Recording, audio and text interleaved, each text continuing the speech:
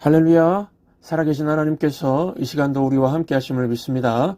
오늘은 신앙검진 첫 번째 시간으로 거래가 아니다 사기입니다. 거래가 아니다 사기입니다 라는 제목으로 하나님 말씀 증거하도록 하겠습니다. 85세에 은퇴한 목사님이 쓴 글을 읽은 적이 있습니다. 이분은 능력이 많은 목사님이었습니다.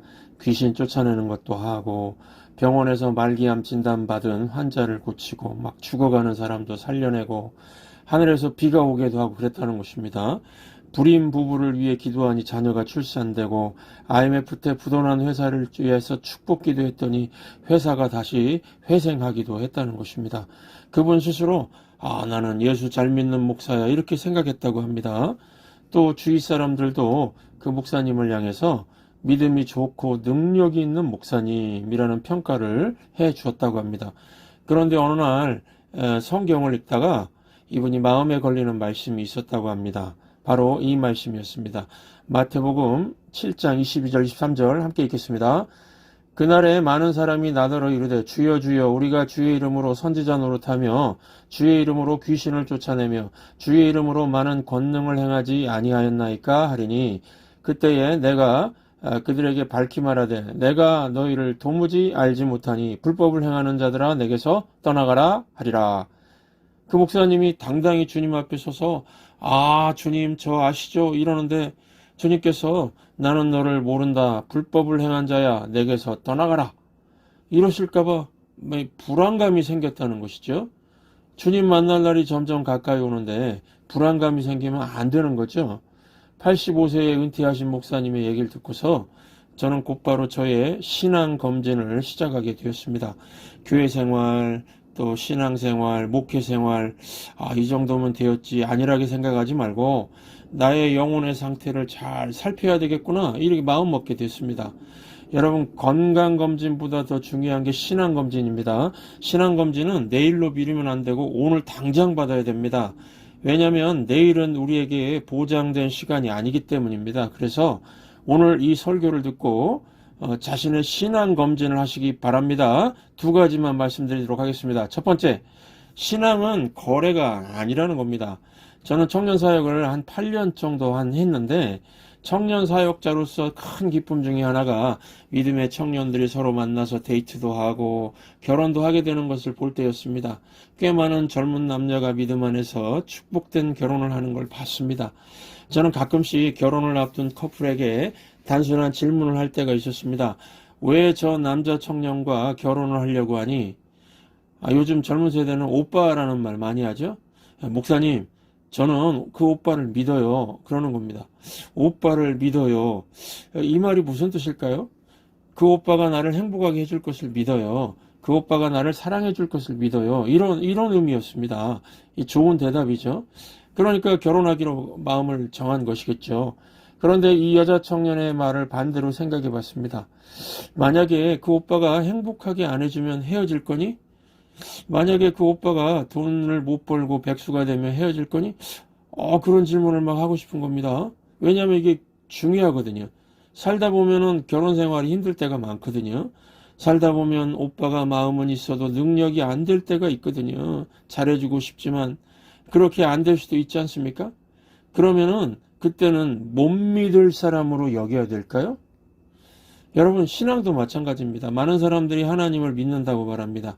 이게 오빠를 믿는다는 그 여자의 마음과 비슷하다는 겁니다. 하나님을 믿고 의지하면 하나님이 좋은 길로 인도해 줄 거라고 믿는 겁니다. 그거 내 생각이죠. 이 좋은 길이라는 게 편한 길 아닙니까? 그래서 하나님을 믿는다고 하는 사람들이 좋아하는 말이 만사형통입니다. 믿으면 다 잘 될 거라는 그런 믿음이 있습니다. 그런데 믿는 사람에겐 사명이라는 게 있지 않습니까? 사명의 길을 가다 보면 어려움도 생기고 고난도 통과할 때가 있거든요. 환경이 편하지 않고 어두운 터널을 통과하는 것 같은 때도 생길 수가 있을 텐데 그런 상황이면 그 믿음이 틀린 것일까요? 아니죠. 그럼에도 불구하고 여전히 하나님을 믿는 것이고 하나님을 사랑하는 거 아닙니까? 신앙생활하면서 결과가 없으면은 믿음이 헛된 것이라고 버리는 게 맞는 것입니까? 결과가 없어도 끝까지 가는 게 믿음이죠. 누가복음 9장을 보시면 마귀가 예수님을 시험하는 장면이 나옵니다. 9장이 아니고 누가복음 4장입니다. 누가복음 4장 보시면은 예수님을 이렇게 시험하는 장면 나오는데, 성전 꼭대기에서 뛰어내리면은 하나님이 도와주시고 다치지 않게 할 거니까 해보라 그랬습니다. 여러분, 마귀의 이 말이 왜 시험이 될까요? 해보라, 도와주실 거다, 좋은 길을 보여주실 거다, 열심히 하면 모든 게 잘 될 거다, 이런 뉘앙스로 얘기하는 겁니다. 마귀는요, 믿음과 자기 욕심을 막 섞어서 혼란스럽게 만든다는 겁니다. 누가복음 4장 9절부터 11절 함께 읽겠습니다. 또 이끌고 예루살렘으로 가서 성전 꼭대기에 세우고 이르되, 네가 만일 하나님의 아들이거든 여기서 뛰어내리라. 기록되었으되 하나님이 너를 위하여 그 사자들을 명하사 너를 지키게 하시리라 하였고, 또한 그들이 손으로 너를 받들어 네 발이 돌에 부딪히지 않게 하시리라 하였느니라. 지금 마귀가 예수님께 하는 얘기 핵심이 무엇입니까? 직접적인 표현은 안 하고 있지만 하나님과 좋은 거래하려는 겁니다. 네가 이렇게 하면은 하나님께서 건져주실 거 아니냐? 한번 해보라, 이런 겁니다. 여러분, 마귀는 예수님에게만 이런 접근을 하는 게 아니고 우리에게 끝없이 이런 시험을 합니다. 하나님과 좋은 거래를 하라는 겁니다. 그리고 실제로 얼마나 많은 사람들이 이런 식의 신앙생활을 하고 있습니까? 요즘에 물건 구입할 때 온라인 구매를 많이 하게 되면서 사람들이 좋은 거래를 하려고 얼마나 애를 씁니까? 쿠폰 활용하고 블랙 프라이데이, 사이버데이 이용해서 싸게 사려고 하고요. 물건 사는 것부터 비행기 예약, 호텔 예약 등 책상 앞에 앉아서 거래를 많이 하죠. 젊은 사람들이 훨씬 더 똑똑하게 거래를 잘하지 않습니까? 컴퓨터 클릭하면서 인터넷 거래가 일상화되었습니다. 어떻게 하면 싸게 살 수 있을까? 어떻게 하면은 파는 사람한테 속지 않고 많은 것을 얻어낼 수 있을까 연구하면서 이런 것 잘하는 사람을 유능한 사람이라고 하죠. 그러다 보니까 신앙생활도 거래하려고 한다는 것입니다. 조금 희생하고 많은 것을 얻으려고 합니다. 그래서 내가 50을 투자했을 때 하나님이 100을 주시면 좋아합니다. 은혜 받았다고 합니다. 내가 열심히 하면은 하나님은 더 열심히 복을 주셔야 한다고 생각합니다. 이거 믿음 아닙니다. 믿음이 무엇입니까? 결과에 상관없이 주님께 충성하며 나아가는 것입니다. 지금 어려움과 난관이 있어도 최후 승리를 얻기까지 뭘 붙든다고요? 험한 십자가 붙들겠네. 이게 믿음 아닙니까? 그리 아니하실지라도 주님께 충성하는 거지요. 왜 그렇습니까? 주님 뜻을 믿기 때문에요. 여러분, 하나님은 때로 망하게 하실 수도 있습니다. 예를 들면은 목사가 아무리 설교를 해도 사람들이 듣지도 않고 변화되지 않을 수도 있습니다. 이사야 선지자, 에레미야 선지자 같은 훌륭한 분들이 말씀을 전해도 사람들이 듣지 않았습니다. 그런 상황이면 하나님 날 버리셨군요. 그러면서 믿음을 버려야 할까요? 이 지금 시대는 안 듣더라도 다음 세대가 들을 수 있는 거 아닙니까? 그래서 그 자리를 지키고 끝까지 충성하는 거, 이게 믿음이라는 것입니다. 오히려 열매가 없을 때 끝까지 자기 자리를 지키는 것이 충성 아닙니까? 이게 사랑 아닙니까?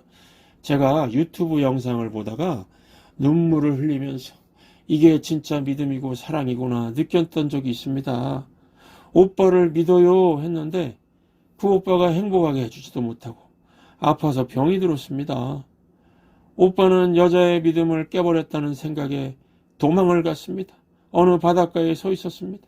아마도 생을 끝내고 싶었던 모양입니다. 이런 상황에서 여자의 행동, 그 여자의 행동 한번 영상으로 보시겠습니다. 별처럼 수많은 사람들 그 중에 그대를 만나 꿈을 꾸듯 서로를 알아보고 주는 것만으로 벅찼던 내가 또 사랑을 받고 그 모든 건 기적이었음을. '별 처럼 수많은 사람들 그 중에 그대를 만나 꿈을 꾸듯 서로를 알아보고 주는 것만으로 벅찼던 내가 또 사랑을 받고 그 모든 건 기적이었음을. '별 처럼 수많은 사람들 그 중에 그대를 만나 꿈을 꾸듯 서로를 알아보고 주는 것만으로 벅찼던 내가 또 사랑을 받고 그 모든 건 기적이었음을.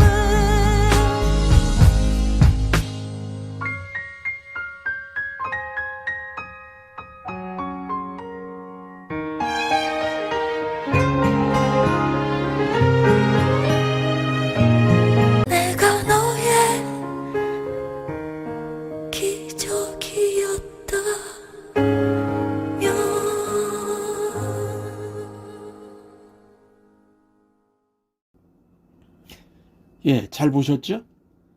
오빠를 믿어요가 무슨 의미인지를 아시겠죠? 힘들 때 더 옆에서 있어주면서 더 믿음되는 모습을 보여주는 것이죠. 오늘날 많은 사람들이 하나님을 믿는다는 것을 착각을 하고 있습니다. 더 믿음되는 모습을, 믿음을 버리는 계기로 만들어버리고 있습니다. 난 열심히 살았는데 하나님이 안 도와주셔서 믿음을 버리겠답니다. 이때가 더 믿음되는 모습을 보일 수 있는 기회 아닙니까? 난 교회 봉사도 많이 하고 주를 위해 충성했는데 왜 우리 가정에 어려움을 주냐면서 하나님께 분노하고 교회를 떠나겠다는 겁니다. 여러분, 마귀가 하나님과 거래하라고 그럴 때 예수님이 뭐라고 하셨습니까? 하나님을 시험하지 말라. 하나님 시험하지 말고 뭐라고 하셨죠? 마태복음 4장 5절 함께 읽겠습니다. 이에 예수께서 말씀하시되 사탄아 물러가라 기록되었을 때 주 너의 하나님께 경배하고 다만 그를 섬기라 하였느니라. 무슨 뜻입니까? 계산하지 말고 거래하지 말고 충성을 쏟아 부으라는 겁니다.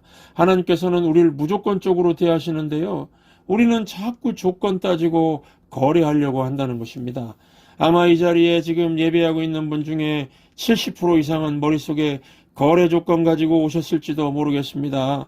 거래는 믿음 아닙니다. 내가 열심히 하면 하나님이 이 정도는 해주셔야 합니다. 이건 내 거래 조건이고 내 생각이고 내 느낌일 뿐입니다. 거래하는 마음은 믿음 아니고 마귀의 유혹입니다. 다만 나의 창조주, 나의 구원자 되시는 하나님을 경배하고 섬기면서 따라가는 거, 이게 믿음이라는 것입니다. 두 번째, 신앙은 거래 아니고 사귐이라는 겁니다. 사귐이다. 오늘 본문 보시면 이것을 잘 설명해 주고 있습니다. 요한일서 1장 6절부터 7절 함께 읽겠습니다. 만일 우리가 하나님과 사귐이 있다고 어둠에 행하면 거짓말을 하고 진리를 행하지 아니함이거니와 그가 빛 가운데 계신 것 같이 우리도 빛 가운데 행하면 우리가 서로 사귐이 있고 그 아들 예수의 피가 우리를 모든 죄에서 깨끗하게 하실 것이요. 빛 가운데 행한다. 무슨 뜻입니까? 믿는 자는 숨지 않고 빛 가운데로 나아가는 존재다는 겁니다. 이 말은 우리가 예수님을 믿으면 항상 착하고 올바르다는 뜻이 아닙니다. 오히려 빛을 향해 나아가는 방향성, 꾸준함, 방향성, 계속 나아가는 과정, 이거 사귐이죠. 사귐. 이걸 말하는 겁니다. 깨끗하게 하실 것이요. 무슨 뜻입니까? 우리가 빛을 향해서 나아가면서 깨끗함을 계속 공급받는다는 것입니다. 그러니까 믿음이라는 것은 숨지 않고 계속 하나님에게 나아가서 그 중간 과정에서 변화되는 것을 의미한다는 것입니다. 때로는 내가 연약하고 부족해서, 때로는 내가 실수해서, 때로는 중간에 넘어져도 계속 하나님을 향해 나아가는 것이 신앙의 모습이라는 것입니다. 여러분, 하나님은 사귐을 원하십니다. 하나님은 우리의 아버지가 되길 원하십니다. 그래서 사랑과 자유를 주십니다. 우리가 넘어지고 우리가 멀어져도 그렇게 할 자유를 주십니다. 어른들 수련회는 잘 몰라도 청소년, 청년들 수련회는 굉장히 뜨겁습니다. 도시를 떠나서 산속 조용한 곳에 가서 말씀을 묵상하고 찬양하다 보면 믿음이 커지는 것을 느낍니다. 그런데 다시 뉴욕으로 돌아와서 학교로, 캠퍼스로, 직장으로 가서 한 달만 살다 보면은 은혜는 사라지고 퇴보하는 느낌이 듭니다. 어른들 경우는 교회 부흥회나 특별 새벽 기도회 하고 나면은 세상과 나는 간 곳 없고 주님만 보이는 것 같은 신령함, 거룩함을 느낄 때가 있죠. 그러다가 다시 현실로 돌아가면은 특별 집회 이후에 그 퇴보 현상 같은 거 느낄 때 있지 않습니까? 그럴 때 우리는 하나님과의 관계를 깊게 할 수 있는 기회가 생긴다는 겁니다. 좋을 때만 좋은 하나님이 아니라 힘들고 안 되고 의욕도 없을 때가 믿음이 커질 기회라는 것입니다. 우린 이때를 바닥이라고 하는데 그렇지 않습니다. 이때가 진짜를 맛볼 수 있는 시기라는 것입니다. 질문 드립니다. 아버지와 아들이 대화를 나누고 있습니다. 아버지가 이렇게 하는 것이 싫어요 라고 말합니다. 그러면 이것은 아버지와 아들과의 좋은 관계를 나타내는 것입니까? 아니면 나쁜 관계를 나타내는 것입니까? 아버지와 아들이 좋은 관계가 있기 때문에 이렇게 대화가 가능한 거 아닙니까? 하나님과의 관계도 마찬가지입니다. 하나님과의 관계, 지속적인 관계, 대화하는 거, 이거 기도죠. 기도에 4단계가 있습니다. 첫 번째, 간구의 기도, 내 자신의 필요를 구하는 것이죠. 두 번째, 중보의 기도, 다른 사람의 필요를 구하는 것입니다. 세 번째 단계, 감사의 기도. 살면서 감사할 것도 있죠. 그러면 기도의 마지막 네 번째 단계가 무엇일까요? 상담의 기도입니다. 상담의 기도. 하나님에게 모든 문제를 가지고 나와서 대화하는 겁니다. 출애굽기 4장에 나오는 모세의 기도가 상담의 기도입니다. 모세는 하나님과 모든 문제를 토론하고 이야기할 수 있는 깊이가 있었습니다. 상담 기도의 또 다른 예가 요나의 기도가 있죠. 요나가 하나님에게 불만을 표명했습니다. 하나님은 인자하셔서 내가 원수의 나라에 복음을 전하면 구원하신다는 거 알기 때문에 우리 민족의 원수인 니느웨 사람들에게 나는 복음을 전하지 않았습니다. 이런 요나의 불만을 듣고 하나님은 요나에게 하나하나 다 설명해 주셨습니다. 그러자 요나가 또 하나님 이해할 수 없어요. 하나님 이해할 수 없다고 죽여달라고 그러자 하나님은 다시 요나에게 설명해 주셨습니다. 여러분, 이 장면이 거래처럼 보이시나요? 그렇지 않지요? 하나님 아버지의 사랑의 열정이 가득한 대화 아닙니까? 그래서 신앙은 거래가 아니라 낭만적인 대화입니다. 철야 기도의 맛을 아십니까?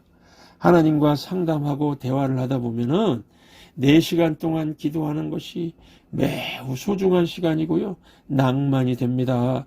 현대사회는 신앙을 막 소리 지르는 것으로 보면서 낭만이 없어지는 것 같습니다. 저는 제 큰아들이 방황할 때에 하나님께 교회에 가서 교회에 가서 하나님과 대화하면서 밤을 새운 적이 있습니다. 그때의 낭만을 잊을 수가 없습니다. 저도 요나처럼 그랬거든요. 하나님, 제가 말했지요. 저는 아이 갖는 게 두렵다고요. 저 같은 아들 태어나는 거 원치 않는다고요. 제가 사춘기 때 부모님 속썩이고 힘들게 한 거 다 아시잖아요. 저 닮은 아들 갖는 게 겁이 난다고 그랬잖아요. 지금 제 말대로 되었고요. 그날 밤에 하나님께서는 오랜 시간 동안 제 푸념과 이 마음의 고통을 다 들어주셨습니다. 그리고 요나에게 설명해 주듯이 제게 대화를 하셨습니다. 신두연, 너 첫째 아들 태어나서 기뻐한 거 생각 안 나니? 너의 걱정보다 수천 배 더 기뻐한 걸 내가 안단다. 신두연, 너 내 아들 맞지? 너가 죄악 가운데서 방황할 때 내 마음이 어땠을까 좀 알 것 같지 않느냐? 네가 죄악 속에 방황할 때 널 믿고 나는 기다렸단다. 내가 널 얼마나 기뻐하는지 모르지. 넌 영원히 내 아들이란 거 잊지 말아라. 너의 첫째 아들도 언젠가 너의 기쁨이 될 것이다. 내가 널 도와줄게. 이러시는 겁니다. 와, 저는 철야 기도가 그렇게 낭만적인 대화인 것을 그때 체험했습니다. 그래서 저는 기도하는 시간이 가장 즐겁습니다. 기도가 그냥 소리 지는 게 아니고요. 낭만인 것을, 아버지와 자녀의 깊은 속 깊은 대화, 그 낭만인 것을 아니까요. 여러분, 신앙은 언제 어디서나 하나님과의 동행입니다. 하나님 아버지와의 사귐이 신앙입니다. 우리 교회는 그래서 하나님과의 친밀한 사귐이 있는 예배가 있고요. 또 언제나 우리 교회 예배당에 와서 하나님 앞에 상담 기도하면서 그 동행의 기쁨을 누릴 줄 아는 낭만 성도들로 가득 차게 되기를 주의 이름으로 축원합니다. 힘들고 지쳐 낭만하고 넘어져 일어날 힘 전혀 없을 때에 조용히 다가와 손 잡아주시며 나에게 말씀하시네. 나에게 실망하며 내 자신 연약해 고통 속에 눈물 흘릴 때에 못자국 난 그 손길 눈물 닦아주시며 나에게 말씀하시네. 너는 내 아들이라 오늘날 내가 너를 아프다. 너는 내 아들이라